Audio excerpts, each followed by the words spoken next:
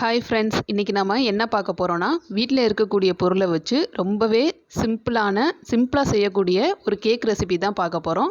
ஆனால் டேஸ்ட்டு சூப்பராக இருக்கும். வாங்க எப்படி செய்கிறதுன்னு பார்க்கலாம். இந்த கேக்குக்கு நம்ம மைதா சேர்க்க போகிறதில்ல, முட்டை, தயிர், அவன் எதுவுமே தேவையில்லை. ரொம்பவே சிம்பிளாக பண்ண போகிறோம். வீட்டில் இருக்கக்கூடிய பொருளை வச்சு தான், ரவை, ஜீனி இந்த மாதிரி ஈஸியான பொருளை வச்சு தான் பண்ண போகிறோம். வாங்க எப்படி செய்கிறதுன்னு பார்க்கலாம். 1.5 கப்பு ரவை. அதுக்கு ஃபஸ்ட்டு ஒரு பாத்திரத்தில் 1.5 கப்பு ரவை எடுத்துக்கலாம். ரவை வந்து பொடியான ரவையாக இருந்தால் அப்படியே சேர்த்துக்கோங்க. ரொம்ப பெருவெட்டு ரவையாக இருந்தால் பல்ஸ் மோடில் ஒரு பவுட்ரு பண்ணிவிட்டு சேர்த்துக்கோங்க. எந்த கப்பில் நம்ம ரவை எடுத்தோமோ அதிலே 3/4 கப்பு சர்க்கரை சேர்த்துக்கோங்க.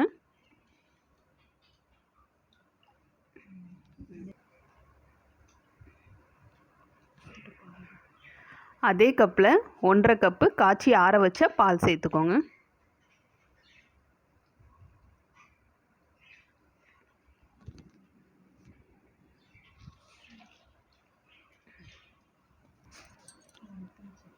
ஒரு பிஞ்ச் உப்பு சேர்த்துக்கோங்க.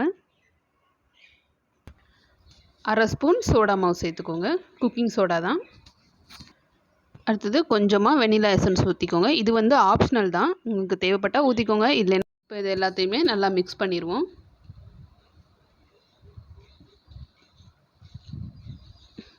பால் கொஞ்சம் அதிகமாக தான் தெரியும் இப்போ, ஆனால் அந்த ரவையோட நேரம் ஆக ஆக இஞ்சிரும். நம்ம ஒரு 1/2 hour ஊற வைக்கணும். அப்போ வந்து கரெக்டாகிடும். இப்போ நம்ம கேக்கை செட் பண்ணுறதுக்கு கேக் டின் தான் எடுத்திருக்கோம். நீங்கள் உங்கள் வீட்டில் கிண்ணம் இல்லைன்னா கேக் டின்னும் யூஸ் பண்ணிக்கலாம். இல்லைனா நார்மல் கிண்ணமாக இருந்தாலும் ஓகே தான். அதில் வந்து பட்டர் ஷீட் இந்த மாதிரிலாம் போட தேவையில்லை.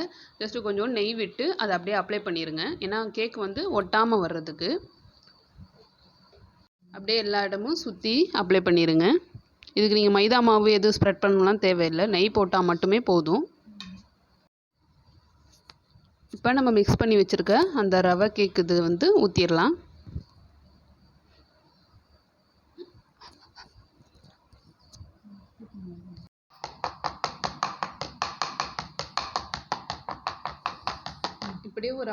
இப்படியே ஒரு 1/2 hour இருக்கட்டும்.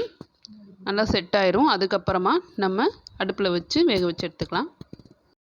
இப்போ 1/2 hour நல்லா ஊறிடுச்சு பாருங்கள்.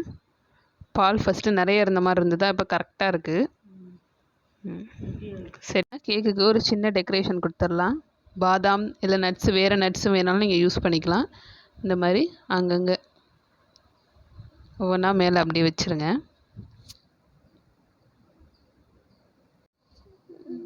இப்போ பாருங்கள், பார்க்கவே இவ்வளோ சூப்பராக இருக்குன்னு.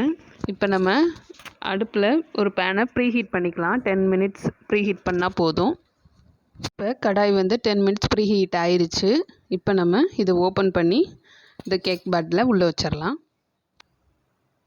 இப்போ செட் பண்ணிட்டோம். இந்த கேக் டின்னுக்கு கீழே வந்து இந்த தட்டு மாதிரி பெரமனன்னு சொல்லுவாங்க, அந்த மாதிரி ஏதாவது போட்டுட்டு ஸ்டாண்டு வச்சுட்டு அது மேலே வைங்க. இப்போ க்ளோஸ் பண்ணிடலாம். மேலே இந்த மூடியில் ஹோல்ஸ் இருந்ததுன்னா அதை அடைச்சிருங்க. ஒரு அட்டை வச்சு அப்படியே அடைச்சாச்சு. இப்போ இது ஒரு 1/2 hour வந்து லோ ஃப்ளேமில் இருக்கட்டும். கூட வச்சிடாதீங்க, லோ ஃப்ளேம்லேயே வைங்க. பாருங்கள், இப்போ கேக்கு சூப்பராக ரெடி ஆயிடுச்சு. நம்ம இது கரெக்டாக குக் ஆகிறதுக்கு 40 minutes ஆச்சு. மேலே நம்ம ஊற்றுறதுக்காக சுகர் சிரப் வந்து ரெடி பண்ண போகிறோம். சுகர் சிரப் ரெடி பண்ணுறக்குள்ளே இது ஒரு 10 நிமிஷம் ஆறட்டும். சுகர் சிரப் ரெடி பண்ணிக்கலாம். நம்ம எதில் ரவை எடுத்தோமோ அதுலேயே 1/2 கப் அளவுக்கு ஜீனி எடுத்திருக்கோம்.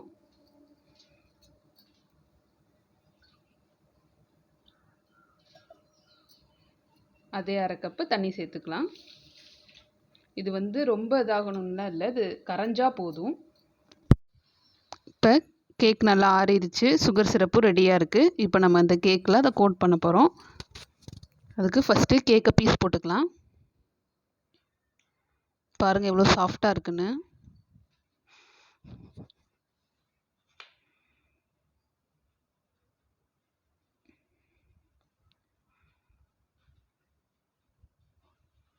இப்போ கேக்கை பீஸ் போட்டாச்சு. இப்போ நம்ம சுகர் சிரப் எடுத்து கொஞ்சம் கொஞ்சமாக அப்படியே மேலே கோட் பண்ணி விடுவோம். அது அப்படியே அந்த கேப்பில் இறங்கும்.